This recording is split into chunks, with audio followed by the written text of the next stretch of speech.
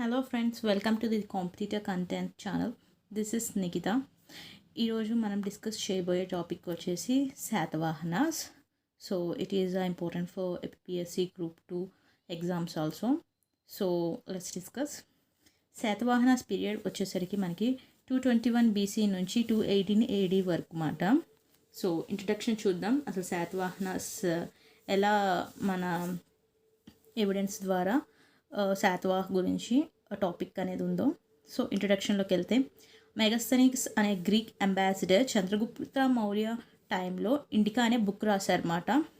So ఆ టైంలో మన సౌత్లో శాతవాహన డైనాసిటీ అనేది చంద్రగుప్త మౌర్య వాళ్ళ కింద అనేది వీళ్ళు రూల్ చేస్తూ ఉంటారు. సో అప్పుడు మెగస్తనీస్ మన సౌత్కి వచ్చినప్పుడు ఇండికా అనే బుక్లో మన ఆంధ్రాస్ గురించి రాశారన్నమాట. ఏమని రాశారంటే, Andhras are independent and military was very strong మాట.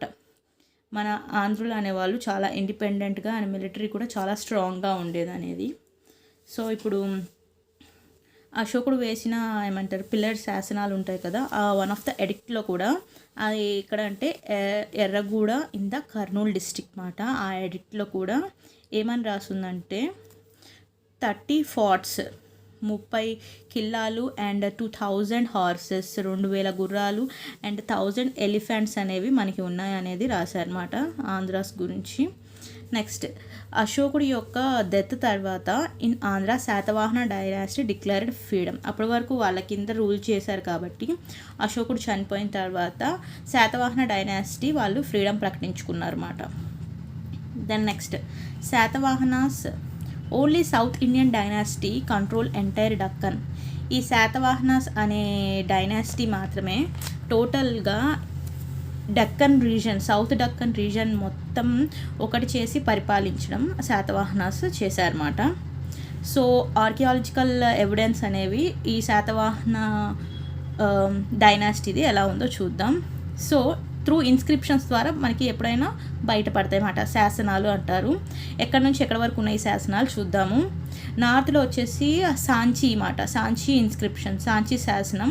అది వచ్చేసరికి మధ్యప్రదేశ్, నార్త్లో మధ్యప్రదేశ్ వరకు ఉంది. అండ్ మహారాష్ట్రలో వచ్చేసి కన్హేరి మాట, కన్హేరి శాసనం మహారాష్ట్రలో. అండ్ మనకి ఈస్ట్ వచ్చేసరికి అమరావతి, ఆంధ్రప్రదేశ్లో అమరావతి ఇన్స్క్రిప్షన్. నెక్స్ట్ మనకి కర్ణాటకలో వచ్చేసరికి బళ్ళారి ఇన్స్క్రిప్షన్ మాట. సో ఈ మిడిల్ మొత్తం శాతవాహన డైనాసిటీ రూల్ చేసింది. నెక్స్ట్ చూద్దాము. సో ఇక్కడ సమ్ ఇన్స్క్రిప్షన్స్ చూద్దాం. అవి ఏంటంటే కేవ్స్లో ఉన్నది, గుహల్లో ఉండే శాసనాలు మనం అట్లా చూసుకుందాం. మహారాష్ట్రలో వచ్చేసి నాన్నేఘాట్, కన్హేరి, నాసిక్, కార్లా అండ్ ఇవి వచ్చేసరికి మనకి మహారాష్ట్రలో ఉన్నాయి. ఇవన్నీ కేవ్ ఇన్స్క్రిప్షన్స్ మాట. నెక్స్ట్ గుంటుపల్లిలో వచ్చేసరికి ఇది కూడా ఏపీలో ఉంటుంది, ఇది కూడా కేవ్ ఇన్స్క్రిప్షన్. సో నెక్స్ట్ వీళ్ళ టైంలో కాయిన్స్ ఎలా ఉన్నాయంటే, ఎక్కువగా వాడే కాయిన్స్ వచ్చేసరికి కాపరు, లెడ్ అండ్ టిన్తో చేసిన నాణ్యాలు మాట. వీళ్ళు కాయిన్స్ వాడారు ఈ టైంలో. నెక్స్ట్ శాతవాహనాస్ అనేవాళ్ళు 2 పార్ట్స్గా డివైడ్ అయ్యారు, అంటే 2 రకాలుగా. ఎర్లీ శాతవాహనాస్ అంటారు, అంటే ఫస్ట్ తొలి శాతవాహనులు అంటారు. దెన్ నెక్స్ట్ లేటర్ శాతవాహనాస్, మలి శాతవాహనులు అంటారు. ఇక్కడ కొద్దిగా రాంగ్ అయింది. గౌతమిపుత్ర శాతకర్ణి నుంచి మలి శాతవాహనాలు అన్నమాట. గౌతమిపుత్ర శాతకర్ణి ముందు వరకు సిహిముఖ అనే అతని దగ్గర నుంచి గౌతమిపుత్ర శాతకర్ణి ముందు రాజు వరకు తొలి శాతవాహనులు. ఆ తర్వాత గౌతమిపుత్ర శాతకర్ణి అండ్ మిగిలిన రాజులందరూ మలి శాతవాహనులు అన్నమాట. సో దెన్ నెక్స్ట్ ఒకసారి మనం ఇప్పుడు కింగ్స్ని కూడా చూసుకుందాం.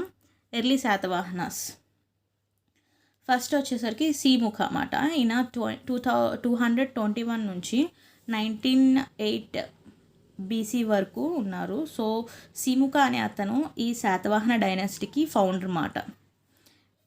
He invited the Kanva ruler Susharma and came into power.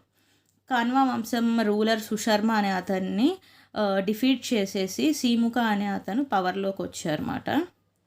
ఆ తర్వాత సిముఖని ఇంకా ఏమేమి పేర్లతో కూడా పిలుస్తారో చూద్దాం. శ్రీముఖ, సీప్రక, చీముఖ, శిశుక అండ్ సింధుక, ఈ పేర్లు కూడా ఉన్నాయి ఆయనకి, ఇట్లా కూడా పిలుస్తారు. దెన్ నెక్స్ట్, సిముక అనే రూలర్ ఉన్నప్పుడు ఆయన క్యాపిటల్ని ప్రతిష్టాన లేకపోతే ప్రతిష్టానపురం అనే క్యాపిటల్గా చేసుకొని రాజధానిగా చేసుకొని పరిపాలించారన్నమాట. తర్వాత at early years he followed Jainism. ఫస్ట్లో ఈయన జైనిజం అనే మతాన్ని ఫాలో అయ్యారు. బట్ తర్వాత వచ్చేసరికి బ్రాహ్మణిజంలోకి కన్వర్ట్ అయ్యారన్నమాట. సో ఫస్ట్ ఈయన జైనిజం అన్నమాట. ఆ తర్వాత బ్రాహ్మణిజంలోకి కన్వర్ట్ అయ్యారు. ఈ పాయింట్ ఒకటి గుర్తుపెట్టుకోండి. Then next Simukha son Satakarni married Naganika. Maharathi Tranakayiro అనే అతని యొక్క కూతురికి ఇచ్చి వివాహం చేశారు. సీముఖ శాతకర్ణి యొక్క వివాహం నాగనికతో చేశారన్నమాట. ద నెక్స్ట్ సీముఖ వచ్చేసరికి 23 ఇయర్స్ రూల్ చేసి 1908 బీసీలో చనిపోయారు.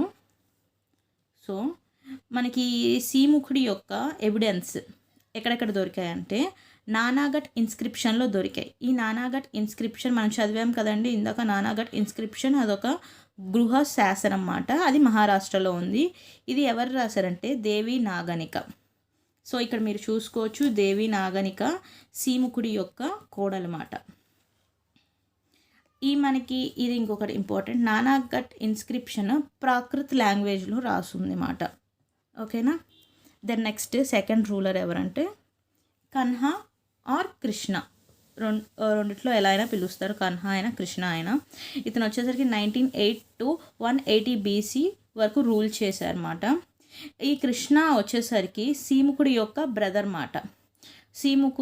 సీముఖ తర్వాత థ్రోన్ని ఇతను సక్సీడ్ చేశాడు, రాజు అయ్యాడు. So the next at the time of death సీముఖుడి యొక్క చనిపోయిన టైంకి శాతకర్ణి వాళ్ళ కొడుకున్నాడు కదా, తను ఇంకా మైనర్గా ఉన్నాడు.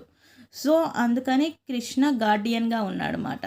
వాళ్ళ బాబాయి సంథింగ్ అవుతారు కదా, అతను శాతకర్ణి యొక్క బాగోగులన్నీ చూసుకున్నాడు. అప్పుడు అతను మైనర్ మాట. సో ఇతను కింగ్ అయ్యాడు. దెన్ నెక్స్ట్ ఈ కృష్ణ ఉన్న కాలంలో తను నాసిక్ అంటే మహారాష్ట్రలో ఉంటుంది కదా, మీకు ఐడియా ఉంటుంది, అక్కడ వరకు తన రాజ్యాన్ని ఎక్స్టెండ్ చేశాడు అన్నమాట. సో 18 ఇయర్స్ వరకు రూల్ చేశారు కృష్ణ అనే కింగ్.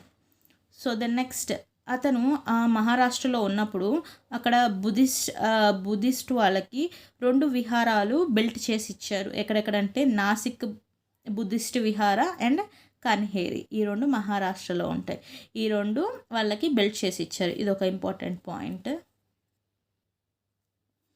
సో మనం మిగిలిన కింగ్స్ గురించి నెక్స్ట్ వీడియోలో డిస్కస్ చేసుకుందాము. సో ఇది కనుక మీకు నచ్చినట్టయితే లైక్, షేర్ అండ్ సబ్స్క్రైబ్ చేయండి, ఛానల్ని ఫాలో అవ్వండి. ఏపీఎస్సి గ్రూప్ 2 మెయిన్స్కి వచ్చే అన్ని ఇంపార్టెంట్ హిస్టరీ లెసన్స్ అని నేను మీతో షేర్ చేస్తాను. Thank you for watching.